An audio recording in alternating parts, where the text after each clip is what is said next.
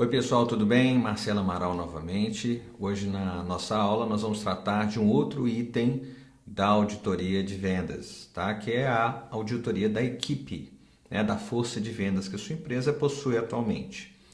E a primeira questão que eu gostaria de tratar com vocês é sobre a definição, né, que eu elaborei aqui desse item. Tá? Então, da mesma forma que os demais itens da auditoria, a auditoria da equipe é um processo, né? Quer dizer, nós vamos ter uma série de etapas para fazer o quê? Para levantar e entender, tá certo? O perfil, né? A forma de atuação, a capacidade de trabalho, o desempenho, o comportamento, o engajamento e alguns outros aspectos, tanto de cada vendedor individualmente quanto da equipe como um todo. Ok? Então vamos falar um pouco mais sobre alguns itens aqui. Então, quando eu tratar do perfil, eu vou explicar mais detalhadamente, mas eu estou falando da idade, se tem filhos ou não, enfim, mais aspectos demográficos daquele vendedor, quanto tempo está na empresa. Forma de atuação, nós vamos ver aí outros itens, né? Tipo, como que esse vendedor atende, com que frequência ele visita, qual que é a rotina de trabalho dele. A capacidade de trabalho, na verdade, vai ser vamos dizer assim, uma avaliação que nós vamos realizar para que a gente possa ter noção da quantidade de atividades que a equipe dá conta de realizar, como, por exemplo, o número de visitas. Quantas visitas ou quantos clientes a equipe atual dá conta de visitar ou de atender. O desempenho, então nós vamos avaliar os vendedores sob dois aspectos, tanto de atingimento de metas, cumprimento de cotas, margem de contribuição, mas vamos avaliar também sob o prisma do comportamento. Né? A gente vai ver que, principalmente em forças de vendas próprias, ou seja, quando você tem funcionários compondo a equipe de vendas, o aspecto comportamental ele ganha uma relevância maior porque você tem a interação desse elemento, né, dessa pessoa com vários outros ali do grupo dentro da empresa. Diferentemente do representante comercial, que muitas vezes está distante da empresa, ele segue a cultura da empresa dele mesmo, enfim, ele tem toda uma dinâmica de trabalho. O vendedor que está dentro da empresa, ele tem uma outra característica. Nós vamos ver também o aspecto de engajamento, que está ligado aí ao alinhamento com a cultura da empresa, com as normas, etc. E, enfim, vamos tentar enxergar isso tanto do ponto de vista individual quanto coletivo, tá certo? Uma outra questão que nós vamos tratar é que, a partir dessa auditoria, né, durante a elaboração do plano, nós vamos tentar prever já algumas intervenções que nós vamos fazer, tanto no indivíduo, ou seja, em alguns vendedores, quanto no grupo como um todo. Tá? Então, o gestor, ele é um grande gestor de pessoas, né? O gestor de vendas, porque ele vai precisar ter esse discernimento em que momento ele vai tratar uma questão individualmente, em que momento ele trata coletivamente, seja numa convenção ou numa reunião de vendas periódica que ele possua dentro da sua rotina. Qual que é a ideia? Aperfeiçoar aqui, né, tanto o desempenho, quer dizer, atingir os resultados da empresa, mas também proporcionar maior engajamento, alinhamento com a política, né, com as normas, com a forma de pensar da empresa. Então, são coisas distintas, mas que são aí deveres, vamos dizer assim, do gestor de vendas. Eu diria que a maior parte dos gestores preocupa-se demasiadamente só com o desempenho. E muitas das vezes a solução para o desempenho pode estar nesse engajamento. Tranquilo? Então vamos lá. Então o que nós vamos avaliar na equipe de vendas? Eu criei aqui alguns cards para facilitarem a nossa análise. Primeiro, quem são esses vendedores? Então, quantos vendedores nós temos? De fato, é curioso falar isso porque é muito comum a empresa ter uma série de representantes comerciais registrados que supostamente vendem numa região, mas as vendas efetivas daquele vendedor são, eu diria, quase que desprezíveis. Tá? Essa é uma situação mais comum do que pode parecer. E por que isso acontece? Porque às vezes é difícil para a empresa, estando numa região do país, monitorar o trabalho desse representante que está muito distante. Então imagine que sua empresa está em São Paulo, por exemplo, e aí você tem um representante no Acre, ou Rondônia, ou Roraima, ou até em Manaus, e aí é difícil estar lá o tempo todo, é caro, é difícil monitorar. Então, em geral, esse representante ele é contratado, muitas vezes remotamente, por telefone, por e-mail, ou até numa feira. E aí você manda o catálogo, manda a linha de produtos, algumas amostras, a tabela de preços e torce para que ele venda. Então isso é muito comum, tá? E isso acaba gerando uma venda ilusória, ou seja, você tem um representante naquela região, mas não pode contar com aquela venda porque aquele vendedor não produz o que deveria. Então, aqui é importante nessa auditoria a gente identificar quantos vendedores a gente tem numericamente, mas quantos de fato vendem, e isso é muito fácil de verificar olhando a produtividade deles. Quantos são empregados e quantos são representantes? Tem empresas que trabalham em regime CLT, contratam os vendedores e pagam salários, tem uma parte variável, mas eles são funcionários da empresa. Essa eu diria que a tendência, tá? Porque está cada vez mais difícil trabalhar com representantes, porque o grau de comprometimento que se necessita para que a venda ocorra hoje, né, em termos de informação, o vendedor precisa ser treinado, ele precisa ter mais informações, ele precisa ter uma rotina, um processo de vendas para cumprir. Isso é quase impossível fazer com um representante. A gente ainda usa muito representante para atender grandes contas, quando esse representante detém uma vantagem que é o relacionamento com os compradores ou com aquela empresa. Tá? Mas, via de regra, ter o vendedor enquanto funcionário te dá maior controle sobre os processos e você pode efetivamente cobrar e saber o que está acontecendo. Tá? Representantes autônomos hoje, né, a maioria não produz aquilo que a empresa deseja. Né? Ele segue os interesses dele. Então, é uma questão, um dilema complicado aqui. Agora, pelo lado da empresa, em geral, a empresa pensa que o representante é mais barato. Mais barato, eu diria que é em termos, porque pagar só comissão, ou seja, ter um custo só quando a venda ocorre, é ótimo, tá? Mas, por outro lado, quando você tem um representante que não produz, aquela região que poderia estar faturando também pode estar deixando de faturar. E essa medida do que você perde de vendas não realizadas, você não consegue medir.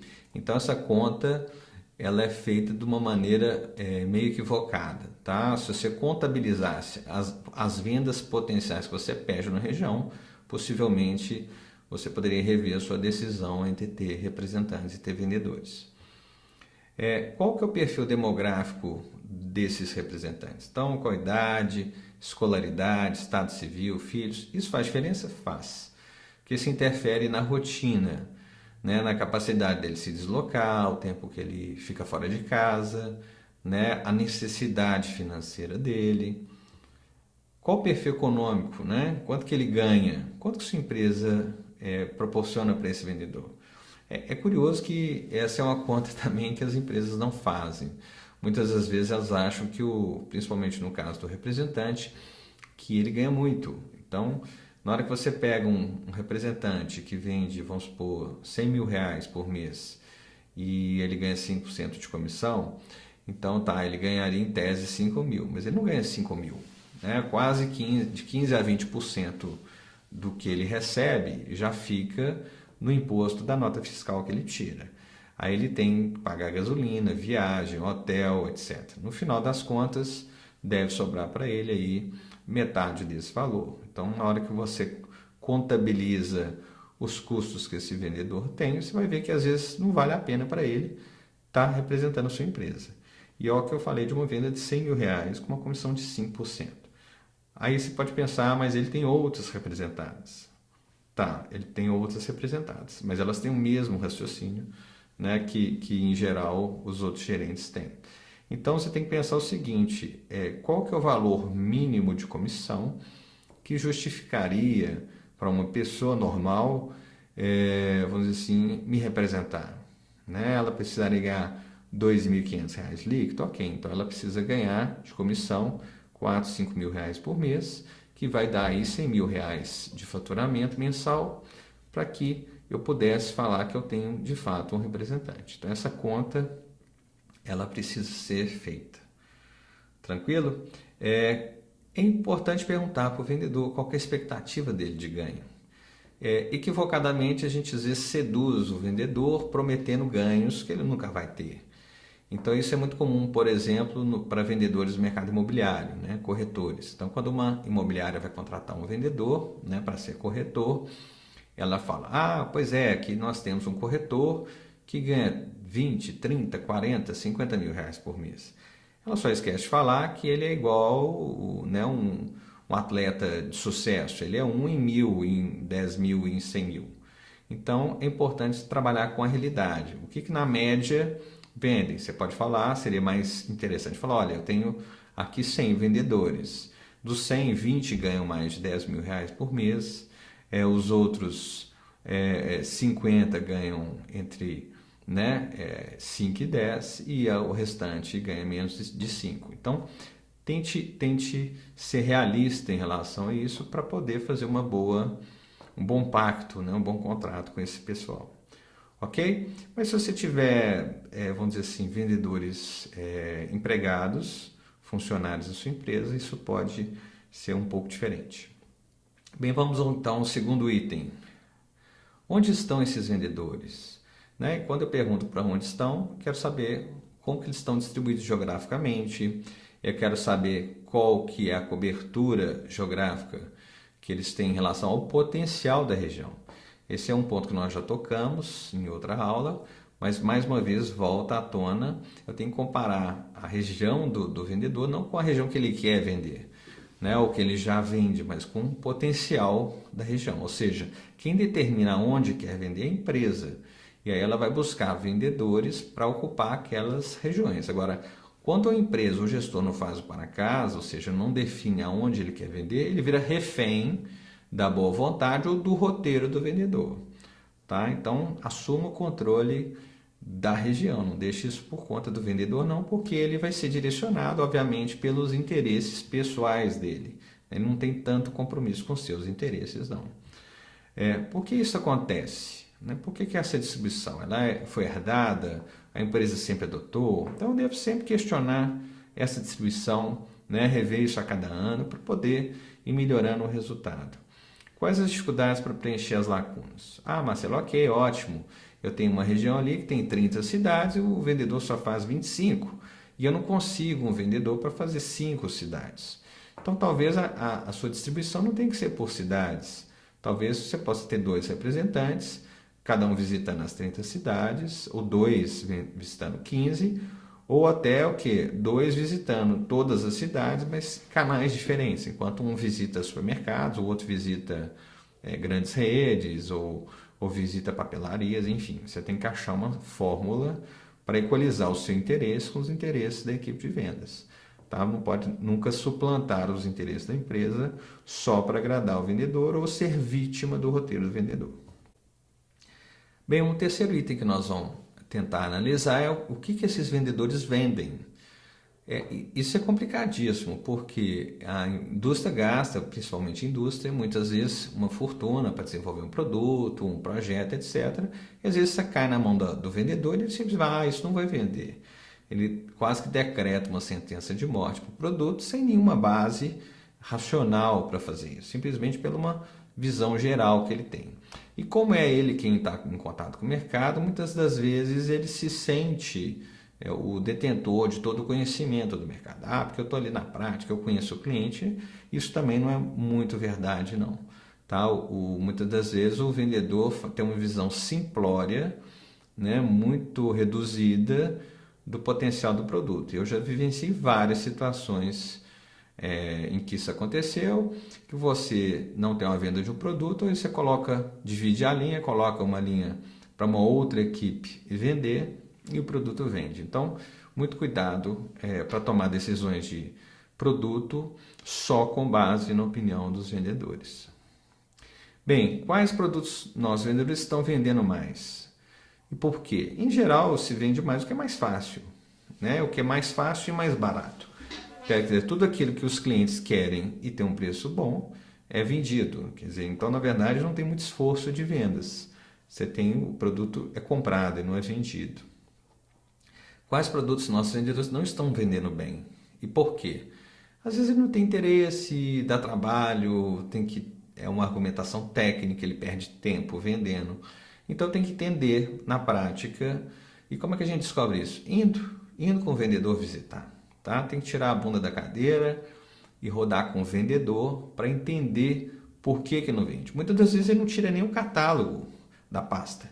Então você não entende por que não está vendendo o produto, pode até tirar equivocadamente esse produto do mix, mas você vai ver na prática ou o vendedor não conhece o produto, ou ele tem preguiça, né? Ele prefere vender aquilo que é mais fácil.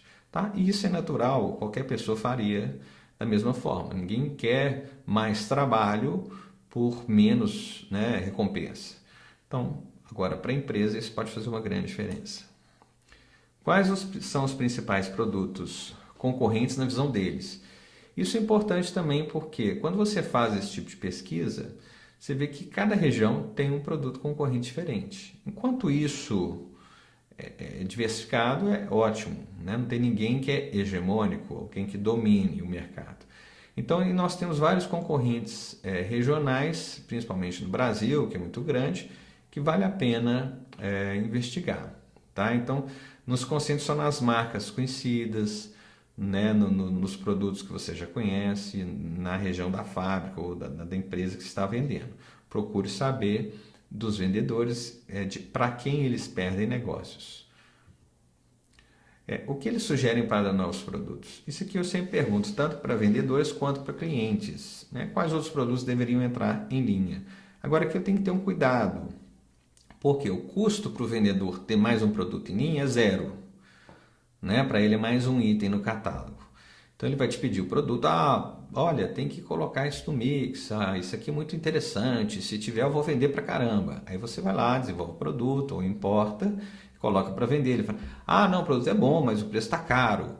Né? Eu queria isso aqui, mas no preço X. Eu falo, mas isso não existe. Mas então não tem como vender. Então eu preciso receber essa informação, mas é preciso tratar e ir a fundo. Né? E não deixar de ouvir também os clientes. Né? Então você tem que ir buscando a informação de clientes, né? Mas também vendedores e outras formas de levantamento de dados. O que mais nós temos aqui para avaliar a equipe? Para quem que eles estão vendendo? Isso é outra coisa interessante também. Os vendedores têm preferências de tipo de cliente. Então, alguns que odeiam, por exemplo, visitar grandes redes, porque eles ficam ali pressionados, esperam muito tempo nas salas de espera, são atendidos de forma fria. Né? Então, alguns preferem visitar pequenos clientes, ele toma um café, bate um papo, mais bem recebido. Enfim, tem uma série de questões a serem avaliadas. Mais uma vez, você enquanto gestor de vendas não pode ser refém da carteira do vendedor.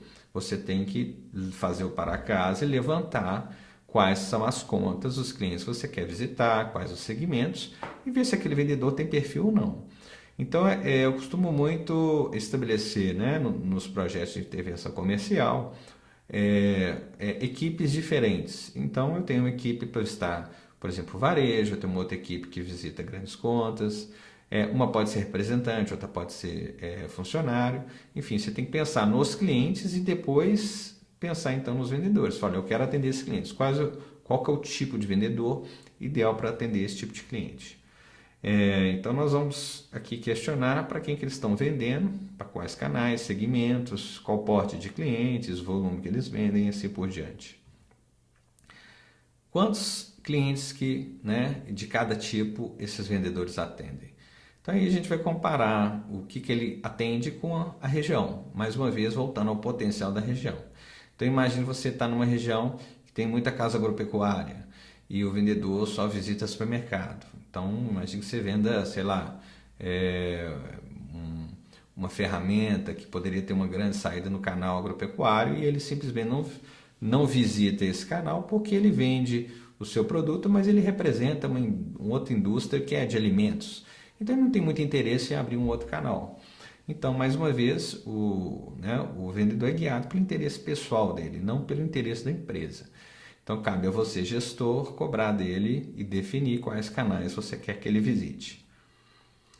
Qual a participação relativa de cada canal, segmento e cliente na carteira deles? Então, se a gente pegasse e fizesse um gráfico de pizza, dividindo ali os canais, os segmentos, eu vou ter um perfil, né, da tipologia de cliente que esse vendedor atende. Quais as dificuldades que eles encontram para atender esses clientes? Então aí ele vai te relatar. Muitas das vezes essa preferência do vendedor por um determinado canal, ela é pessoal, é onde ele se sente mais confortável, onde ele é mais bem recebido. Então isso pode variar bastante. Agora, não dá para forçar um vendedor a visitar um canal que ele não gosta ou que não tem aptidão. É melhor se pensar numa reestruturação diária e tentar sempre ligar a habilidade do vendedor, o perfil dele, com o tipo de cliente adequado. O outro ponto é como que esses vendedores vendem. Então nós temos todo tipo de vendedor. Quando ele é um representante, eu preciso investigar. Quando ele é um vendedor próprio, fica mais fácil porque quem estabelece essa rotina é a própria empresa, ou pelo menos deveria ser. Então, como que eles atendem os clientes? Eles visitam? Eles ligam? Eles mandam e-mail? Como é que é a rotina de trabalho? Tá? Eu conheço vários vendedores. Tem alguns que não visitam os clientes para economizar gasolina, hotel, e eles ficam mandando e-mail, manda e-mail com produto, manda catálogo e fica esperando o pedido cair, né? Ou seja, chegar para ele de mão beijada. Outros não, eu já vejo que visitam, etc. A princípio, eu acho fundamental esse contato pessoal com o ponto de venda, porque é lá que ele vai verificar outras questões, ele vai conversar com a equipe de vendas do cliente, ele vai ver se o produto está bem exposto, ele deveria fazer essas outras coisas. Isso por e-mail é praticamente impossível. Além do mais, tem alguns compradores que abominam esse vendedor, que dá a impressão de que ele não quer trabalhar, ele quer simplesmente faturar, né, da maneira mais fácil possível e boicotam esse vendedor. Só que eles não falam isso para o vendedor. Né? Esse é um boicote silencioso. Ele fala, não estou precisando de nada. Ou ele responde um e-mail, fala, não, se eu precisar eu te procuro. E aí as vendas não acontecem. Eles seguem um processo de vendas da empresa? Deveriam? Aqui depende. Tá? Se você tem um processo de vendas que tem que ser seguido, possivelmente você vai ter que ter vendedores empregados. Tentar forçar um representante a realizar esse tipo de processo de maneira, vamos dizer assim, positiva é quase que impossível e até porque seria ilegal, porque caracterizaria, uma das questões que caracteriza aí o vínculo empregatício. Mas o que? Nada impede que você sugira um processo, que você treine, que você dê sugestões. Agora, quanto mais solto e mais autonomia ele tiver para poder seguir a rotina que ele desejar, vamos dizer assim, mais o resultado você tem que cobrar. Ou seja, para aquele vendedor que é autônomo, tá, você fala, olha, você pode trabalhar do jeito que você quiser, desde que você cumpra as metas aqui estabelecidas. Então, tem aí um bem bolado, aí, tem que ter um acordo aí de que, ok, eu não te controlo, mas você me entrega. Né? Quando o vendedor é próprio, a gente tem um maior controle sobre ele, então a gente pode controlar as atividades para poder, então, ele não depender só do resultado para poder ele continuar trabalhando na empresa ou não. O processo adotado atualmente é eficaz? Por quê? Eu preciso estar sempre revisitando essa pergunta. Né? Quando a gente desenha um funil de vendas ou um processo de vendas, é claro que a gente faz tentando acertar. Agora, só a prática vai demonstrar se aquele funil precisa ser, ao invés de ser dois, se cada canal exige um funil diferente, se eu tenho vendedores que seguem etapas diferentes e que funcionam. A ideia, gente, é vender sempre mais e melhor, então eu preciso ir revisitando esses processos. Então aqui nesse plano anual é o momento da gente refletir sobre isso. Quem são e como são atendidos os 80-20 desse vendedor? O que são os 80-20 desse vendedor? São aqueles 20% dos clientes da carteira dele que vão trazer 80% do resultado. Aquela regra de Pareto que a gente já comentou nas aulas anteriores. Então, eu preciso checar, todo vendedor deve ter claro quais são os clientes A dele, ou seja, quais são aqueles que ele tem que manter um contato mais estreito, tem que ter um domínio maior, porque eles representam a maior parcela da receita dele, do faturamento. Então, é importante dar essas diretrizes ao vendedor, independente dele ser representante ou funcionário, para que a gente possa garantir a maior parcela do nosso faturamento, cuidando mais de perto desses clientes que podem representar entre 10% e 20% da carteira de cada vendedor.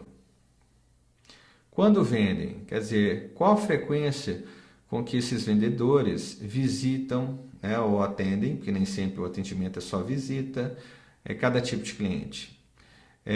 Quem atende o cliente na ausência do vendedor? Já tratamos disso em aulas anteriores, mas essa pergunta tem que ser feita, porque o vendedor não gosta que seu cliente seja visitado ou acionado por outro membro da empresa. Quem gosta de ter um certo domínio do cliente, por várias razões que nós também já tratamos. Como é distribuído e gerido o tempo das visitas do vendedor entre visitas, tarefas administrativas, deslocamentos, etc. Tá? Isso aí, a maioria dos vendedores não tem isso organizado quando eles são representantes. Você depende um pouco da autonomia dele, enfim, você não tem muito controle. Agora, vale a pena treinar os vendedores. Em geral, a gente usa aí a convenção de vendas, você usa um treinamento à distância para ajudá-lo a se organizar. Quer dizer, você oferece conhecimento, capacitação, para que ele possa fazer essa análise. Você não tem tanto controle.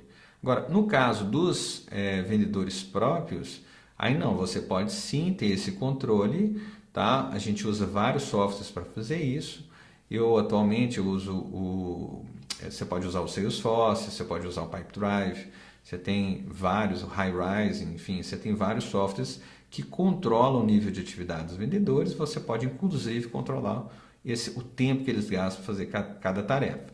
O que não pode acontecer é você inverter o controle das atividades e tomar tempo demais do vendedor. Tá? Em geral, eu costumo orientar os vendedores e os gestores a tirarem um período durante a semana, de segunda a sexta, ou amanhã da segunda, ou à tarde da sexta, para não quebrar a semana, para realizar essa tarefa de planejamento, de organização, vamos dizer assim, uma coisa mais administrativa, para se programar, para não gastar tanto tempo com a tarefa administrativa e sacrificar demais o tempo em campo. Agora, o tempo em campo não justifica também a falta de organização, tá? É o equilíbrio dessas coisas aí. Então, tem que ter as duas, uma ou outra. Tem que ter organização e tem que ter visita, tem que ter trabalho de campo.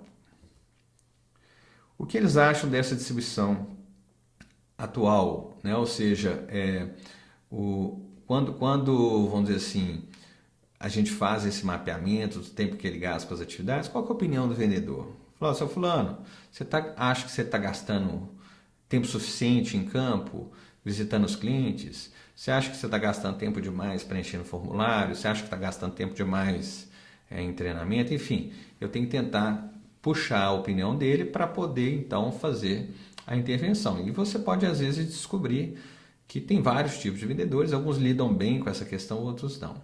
Então, alguns vão demandar um coaching ali, vamos dizer assim, mais próximo seu como gestor, outros são mais safos, mais bem resolvidos nessa questão. Bem, o que mais que nós temos aqui? Quanto vendem? Eu vou avaliar então qual o valor médio dos pedidos, tá? Quer dizer, qual que é o ticket médio por pedido desse vendedor, para ver se isso está compatível com o tipo de canal, o tipo de cliente que ele visita, e número de itens. Isso é um indicador muito importante. É ver se aquele é um vendedor de promoção, ou um vendedor só de itens de alto giro, ou se é um vendedor que trabalha o mix da maneira como a empresa espera. Qual o valor das vendas, faturamento e contribuição marginal? Quer dizer, aqueles 3 indicadores que nós temos para a empresa que nós vamos avaliar, estão no nível do vendedor. Qual a tendência desse vendedor? Né? Considerando aí o histórico dele, se ele já tiver, obviamente, ou pelo menos os últimos 3 meses, ele está o quê? Crescendo, estagnado, em declínio, enfim. Qual que é a perspectiva? Qual a participação relativa nas vendas e posição no ranking de vendedores? Então, qual que é, né, se eu fosse pegar aí, por exemplo, faturamento, em qual posição dentro da minha equipe esse vendedor estaria? Se eu pegasse as vendas, em qual posição ele estaria? E se eu pegasse a contribuição marginal, aonde ele estaria?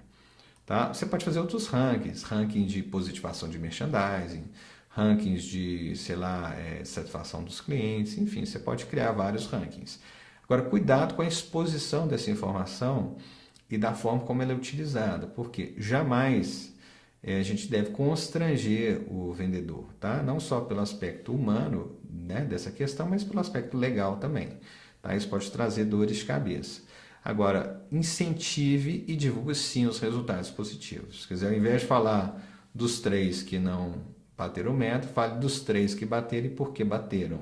Tá? Os que não bateram, os que precisam de algum ajuste, você trata individualmente, numa conversa mais reservada. Quanto ganham os vendedores? Isso aqui é uma pergunta também crucial. Se ele for bem remunerado, em geral, você tem uma grande arma para poder reter esse vendedor. Né? Porque é comum a pessoa ficar insatisfeita com a empresa, brigar com o gerente, enfim, em algum momento ter algum tipo de discussão, como qualquer relação. Tá? Então, o aspecto financeiro é um fator que pesa muito na decisão da pessoa abandonar ou não a empresa. É claro que tem outras questões, mas o financeiro fala bem alto. Então, é importante ter vendedores bem remunerados.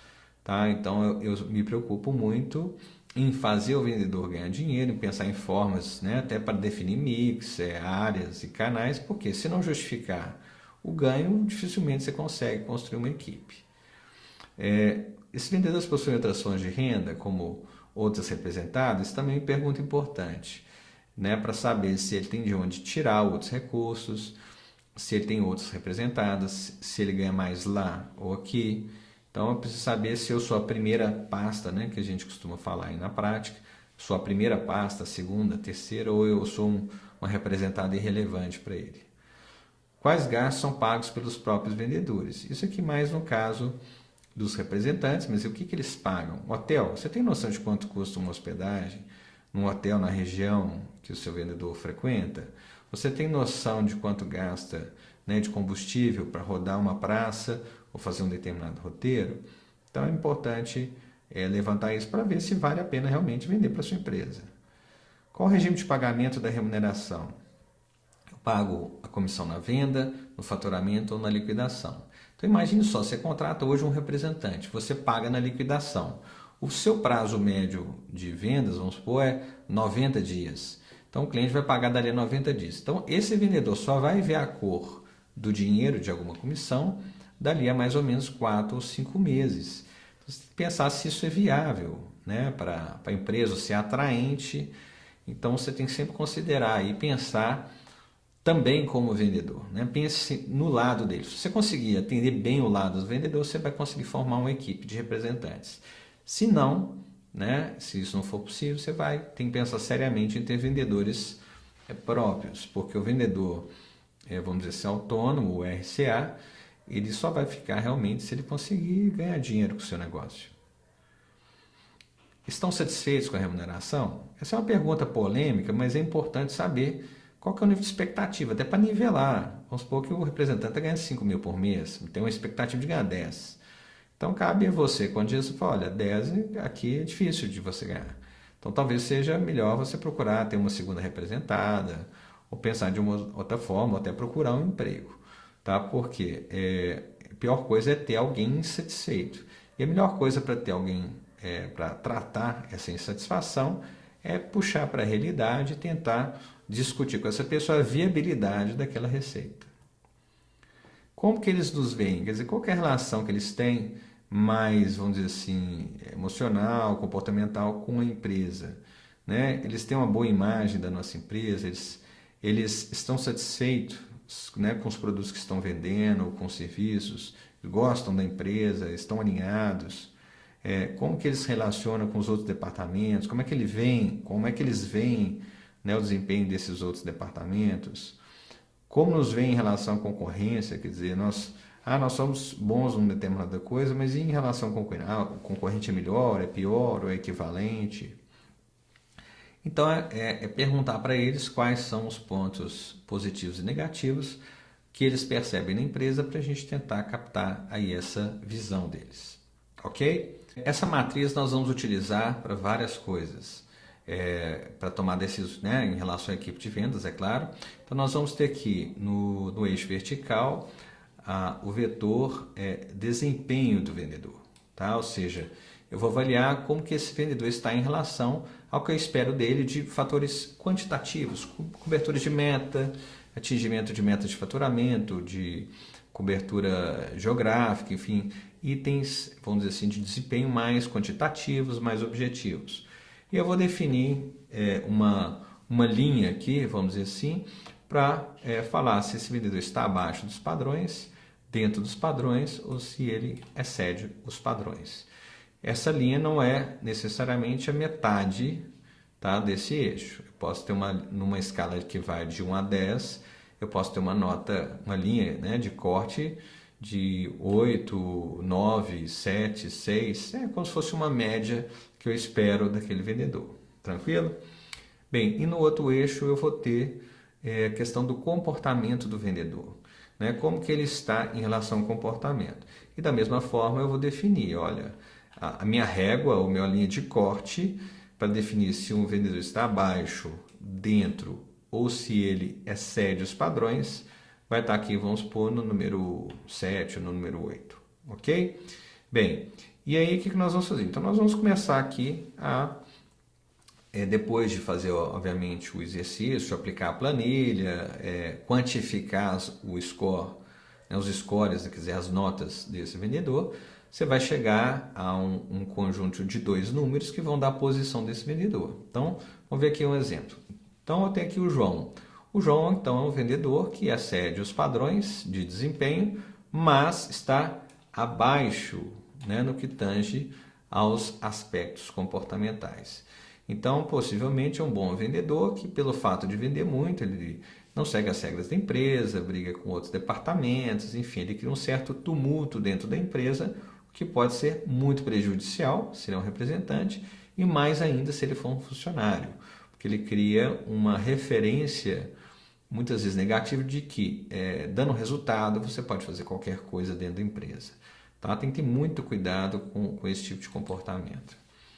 Um outro exemplo seria aqui o Luiz, que nós colocamos, ele está, né, bem abaixo dos padrões, e, né, na questão do desempenho e também na questão comportamental. Esse aqui tem que mandar o Luiz embora, né? Possivelmente porque alguém que não tem nenhuma das vantagens, vamos dizer assim, nenhum das duas coisas que você precisa, possivelmente está fora, né, está no lugar errado. No outro extremo aqui eu tenho a Maria. O que acontece com a Maria? A Maria excede os padrões de desempenho e ela também excede os padrões de comportamento. Esse é o vendedor dos sonhos que todo gerente gostaria de ter. Quer dizer, ele não dá trabalho nem em relação aos resultados, nem em relação a problemas e conflitos de relacionamento. Agora, ele é raro, então não dá para sonhar com muitas Marias aí na sua equipe de vendas, não. É melhor pôr o pezinho no chão e trabalhar com o que você tem. O outro exemplo aqui seria a Dalva. A Dalva aqui, pela nossa escala, é aquela aqui, ó, que está abaixo dos padrões de desempenho, mas é a típica boazinha, quer dizer, ela segue tudo, segue ordem, te obedece, é cordata, sempre se esforça, mas não decola. Tá? Eu preciso aqui avaliar seriamente se a Dalva consegue exercer essa função de venda, se ela está dentro do perfil, e se eu consigo mudar o padrão dela de desempenho, porque também não dá para ficar com a pessoa só porque ela é boazinha, tá? Então, a empresa não é ONG e aí, né, não dá para ficar com a Dalva na equipe de vendas. Talvez a Dalva possa fazer uma outra função em vendas, no atendimento a cliente, ela possa ser redirecionada para alguma outra função. Eu tenho aqui o Pedro. O Pedro, então, você vê, ele está aqui dentro dos padrões, muito próximo da média, e ele está próximo também do padrão, vamos dizer assim, desempenho. O Pedro representa talvez o que seja a maior parte da realidade. Então, Pedro é o que a gente busca, que é alguém que próximo dessa região, que atenda tanto os padrões de desempenho quanto os padrões de comportamento. O próximo vendedor que nós temos é o Carlos. O Carlos atende aqui os padrões de desempenho, está até um pouco acima, né? Você pegar aqui, ele está aqui, relativamente, um valor substancial acima, e ele precisa melhorar um pouquinho, vamos dizer assim, em termos de comportamento. Então, aquele cara para você trabalhar o psicológico dele, dar um feedback, tentar criar um alinhamento maior com a empresa. Ok? Bem, essa aqui é, então, vamos dizer assim, a avaliação da equipe de vendas, a auditoria da equipe de vendas, é mais uma das etapas aí da auditoria, do planejamento, fundamentais que você possa elaborar um plano consistente, tá certo? Eu espero que vocês tenham gostado aí da aula. Se tiver alguma dúvida, assista novamente, mas o mais importante é depois colocar em prática, tá certo? Muito obrigado, tá, pela sua atenção e até a próxima aula.